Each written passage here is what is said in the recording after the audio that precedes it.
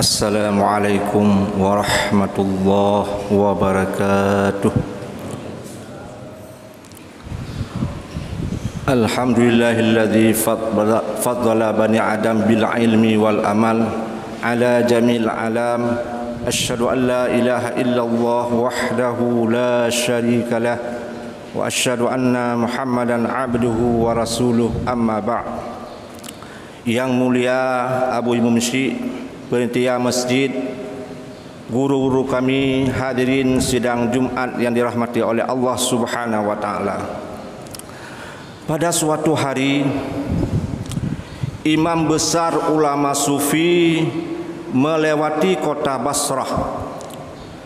Tiba-tiba dihampiri oleh seorang laki-laki, dan laki-laki itu bertanya kepada Hasan Al-Basri, "Wahai imam, Allah berjanji dalam Al-Quran, ud'uni astajib lakum.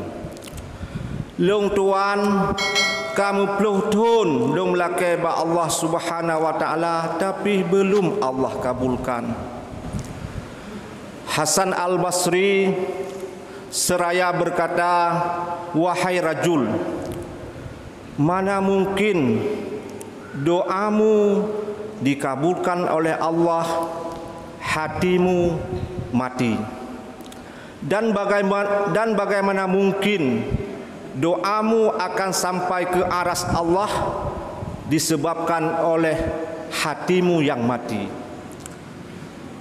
Beliau berkomentar kepada penduduk kota Basrah, seraya beliau berkata, dengan ucapannya ada 4 sebab hati manusia itu akan mati. Hadirin sidang Jumat yang dirahmati oleh Allah Subhanahu wa taala. Sebab yang pertama, kamu mengenal Allah tapi tidak mau memenuhi hak-haknya Allah. Semua manusia tahu salat itu kewajiban,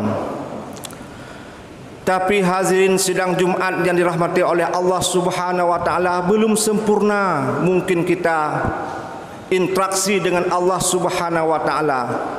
Ada sebahagian saudara kita yang salat menghadap Allah dengan baju kaos, menghadap Allah ngeluut training, menghadap Allah dengan celana jinnya,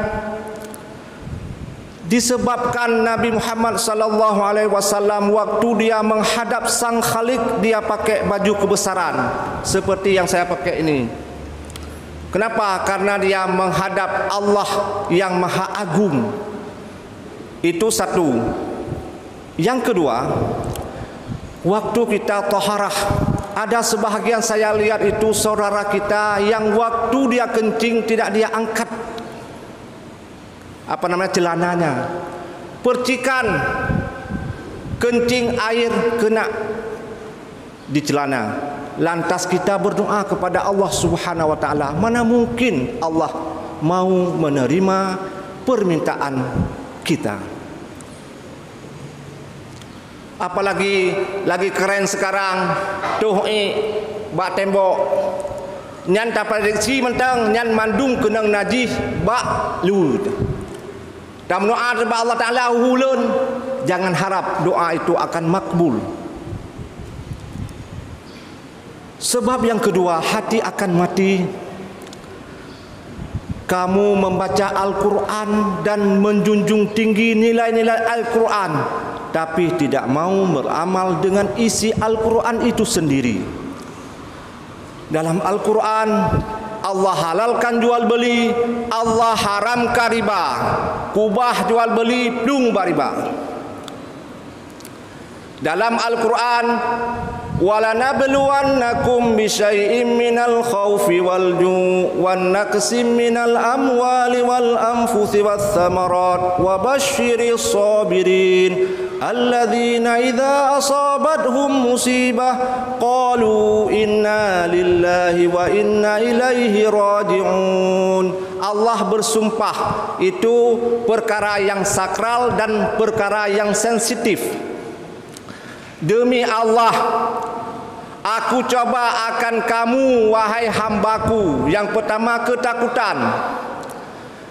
Takut hana belanja, takut kekurangan harta, semua datangnya daripada Allah. Ujungnya siapa yang mau bersabar itu mendapat cahaya pada diri manusia itu sendiri. Sering kita membaca Al-Quran, apalagi hadirin sidang Jumat yang dirahmati oleh Allah Subhanahu wa taala. Hari ini 3 Sya'ban. Ada keutamaannya, di antaranya yaitu puasa. Kenapa? Untuk melatih gladi nanti waktu masuk bulan Ramadan tidak terkejut lagi. Hanayali tubuh pekan sudah melatih di bulan Sya'ban dan sudah melatih di bulan Rajab. Hadirin sidang Jumat yang dirahmati oleh Allah Subhanahu wa taala. Yang ketiga, hati akan mati.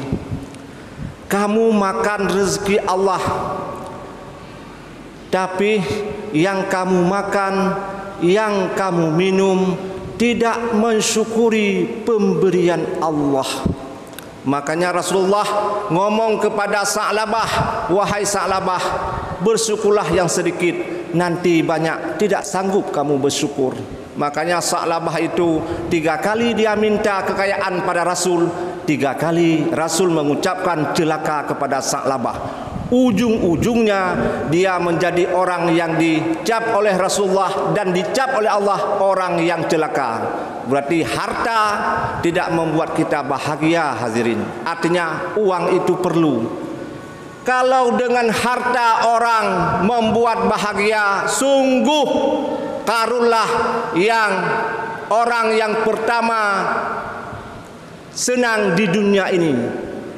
Kalau dengan pangkat dan jabatan, Fir'aunlah orang nomor 1 yang senang. Tapi harta dan tahta itu bentuknya semu. Ala bidzikrillahi tutmainnul qulub. Ada pengajian kita ikutin, peng papasan, semuanya sudah Allah porsikan. Kapan Allah porsikan? Waktu kita ditiupkan roh selama 120 hari. Rezekimu, ajalmu, baik burukmu, jodohmu. Kalau sudah diazali Allah di Lauh Mahfud kita orang kaya, awai menteng paneng akhirnya jadi orang kaya. Kalau di Lauh Mahfud kita orang miskin, awai hino na motor musipluh boh na pabrik melimang boh, ujungnya kita orang miskin. Yang intinya bersyukur dan berdoa, karena doa itu bisa berubah takdir. Contoh, pada masa Nabi Musa alaihissalam datanglah seorang perempuan. Ya Rasulullah, wahai Nabi Musa, Anda sering dialog dengan Allah di Bukit Rusina. Coba Anda tanyakan kepada Allah, apakah aku ditakdirkan anak? Singkat cerita, Allah berfirman, tidak aku takdirkan anak kepada kaummu, wahai Musa. Kali selanjutnya berjumpalah seorang perempuan itu dengan menggendong anaknya. Hai soalnya, sinya alung, hai rokah nak terkedili Allah nak ane. Penasaran Nabi Musa, dia tanya kepada Allah. Apa jawaban Allah? Wahai Musa, karena dia sering menyebut-nyebut namaku ya dalam Al-Quran yang 99, dan dia beribadat dan dia berdoa, aku dahulukan rizaku daripada takdirnya. Yang takdirnya tidak punya anak, tapi riza Allah itu bisa Allah berikan anak kepada perempuan tersebut. Makanya takdir itu, riza itu bisa Allah dahului daripada takdirnya. Hadirin sidang Jumat yang dirahmati oleh Allah Subhanahu wa taala. Sebab yang keempat, hati akan mati. Di akhir kehidupan semua orang merasakan, meyakini kematian, tapi tidak mau mempersiapkan bekal-bekal untuk menghadapi kematian itu sendiri. Dalam hadis sahih, Rasulullah sallallahu alaihi wasallam bersabda, apa sabdanya yang artinya, sekiranya kalian tidak saling menguburkan, sungguh aku minta kepada Allah, biar Allah perdengarkan kepada kalian seperti yang aku dengar orang dalam kuburan, jeritan orang dalam kuburan. Karena kita saling menguburkan, makanya Rasulullah tidak berdoa kepada Allah biar kita mendengar jeritan orang dalam kubur. Hadirin sidang Jumat yang dirahmati oleh Allah Subhanahu wa taala. Karena tiap hari kuburan menyeru hambanya Allah, umatnya Nabi Muhammad dengan 5 seruan. Seruan yang pertama, aku tempat sendirian, maka ramaikanlah aku dengan membaca Al-Quran. Berarti Al-Quran yang kita baca, hadirin, menjadi teman kita di dalam kubur, yang luasnya kubur 60 cm, panjangnya sepanjang kita. Tapi yakin olehmu bahwa kuburan itu menjadi satu kebun daripada kebun surga, dan satu kebun daripada, dan satu lubang daripada lubang neraka. Tidak lama, kehidupan dunia sebentar, sesaat. Bagaimana sesaat? Kalau ada umur 80 tahun Allah jemput kita, berarti Allah beri kepada kita cuma 2 jam. Kalau ada umur kita 40 tahun, berarti Allah kasih kepada kita cuma 1 jam doang. Walaupun talikak-likak kena, talikak-likak kedih, yang artinya sijim gebi watai Allah Ta'ala. 1 jam. Tidak mungkin. Baca dalam surat Ashabul Kahfi. Berapa lama? Ada yang ngomong baru 6 jam tak? Ada yang bilang baru setengah hari. Enggak ada yang ngomong 1 hari 1 malam. Berarti setengah jam, 6 jam dan 12 jam. Waktu disebut Al-Quran 309 tahun. 309 tahun, coba kita hitung dengan hari, berapa hari? Cuma sebentar. Makanya waktu yang Allah berikan kepada kita harus kita sesati. Insya Allah ujung-ujungnya nanti tidur dalam kuburan di halte pertama kita tentram, adem, ayem. Nabi Muhammad umurnya 63 tahun. Dalam kuburan sekarang Nabi Muhammad 1440 tahun. Cuma sebentar di dunia. Ditanya, yang paling lama kita cuman di dalam dunia cuma sebentar. Di dalam halte pertama lama, di halte selanjutnya di mahsyar 50.000 tahun.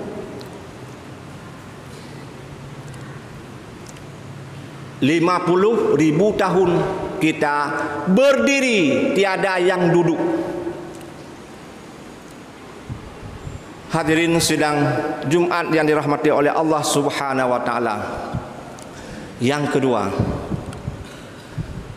aku tempat yang gelap, terangilah aku dengan salat malam. Terangilah aku dengan salat malam. Yang ketiga, aku tempat dikelilingi oleh tanah, bawalah alas, yaitu amal soleh, baik yang bentuknya volumenya kecil atau volumenya besar. Ataskan amal soleh itu menjadi alas kita tidur di dalam kuburan, di halte pertama. Yang keempat, aku tempat bersarangnya ular. Nama ular yang menggigit ahli kubur namanya tinin. ular yang menggigit manusia yang seperti orang kafir dan orang Islam yang enggak pernah dia ibadat kepada Allah, namanya tinin. Hancur lebur digigit, utuh kembali karena di sana prosesnya azab. Tunggu tanya, urut dalam kubur karena azab, karena nikmatkah? Cuma 80%. Seperti orang yang lewat PNS belum dikasih 100%. Sudah merasakan azab Allah dan sudah merasakan nikmat Allah dalam kuburan tersebut. Dan yang kelima, aku tempat bertanyanya pertanyaan mungkar dan nakir. Baguskan olehmu tauhidmu, la ilaha illallah Muhammadar Rasulullah. Kiban yang tamurno ba ulama-ulama tanya, nyat menanta tak dalami tak yakini mulai sekarang hingga tahu ba Allah Subhanahu wa taala. Bahkan waktu ada pertanyaan mungkar dan nakir, insya-Allah bisa terjawab dan ditanya aman. Apabila aman di kubur, insya-Allah selanjutnya akan aman juga. Kalau di kuburannya belum aman, berarti ke depan tambah-tambah merana, tambah-tambah sukar lagi. Berarti kalau kuburannya itu sudah mulus, insya-Allah ke depannya proses semuanya mulus. Hadirin sidang Jumat yang dirahmati oleh Allah Subhanahu wa taala. Mungkin kita hidup di dunia cuma sebentar. Orang yang banyak harta itu agen Allah. Jangan pelit. Kalau harta banyak pelit, enggak usah punya harta. Kenapa? Karena harta itu menjadi bara api neraka kepada si pemiliknya. Yang sekarang hana sembahyang Jumat, ya mukat kopi, lup dalam warung kopi, minta peng. Oleh lepeng, taman di bank. Sesudah itu hitung-hitung tapi pelit minta ampun. Al-bakhilu la yadkhul jannah walau abidan. Orang pelit tak akan masuk surga walau dia ahli ibadah. Nyo ibadah yang semujud tabur minyak 20 ribu, jid melimang aja. Tapi mengeluarkan uang yang baru tidak semua orang sanggup. Makanya balasan orang memberi sedekah, apalagi bulan Sya'ban ini, tidak ada terhingga di hadapan Allah Subhanahu wa taala. Kapan kita petik hasil yang sudah kita sisihkan sekarang? Nanti dalam kuburan yang lebarnya 60 cm, panjangnya sepanjang kita.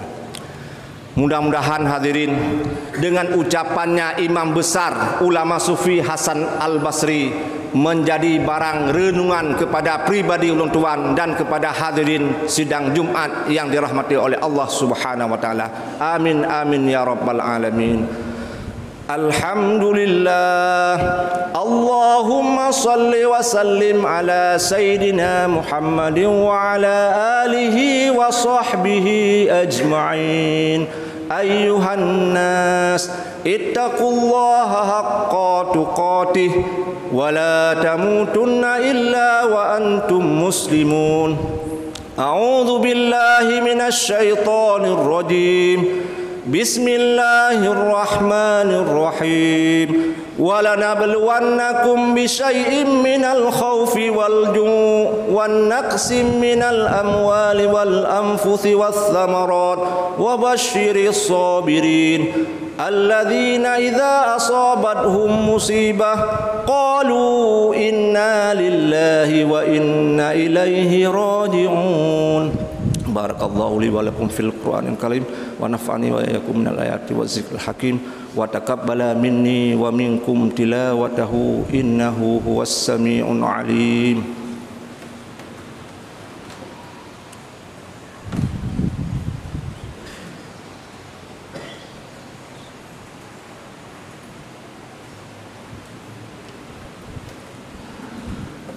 Alhamdulillah. Allahumma salli wa sallim ala Sayyidina Muhammadin wa ala alihi wa sahbihi ajma'in. Ayyuhan nas, ittaqullaha haqqa tuqatih wa la tamutunna illa wa antum muslimun. A'udzu billahi minasy syaithanir rajim.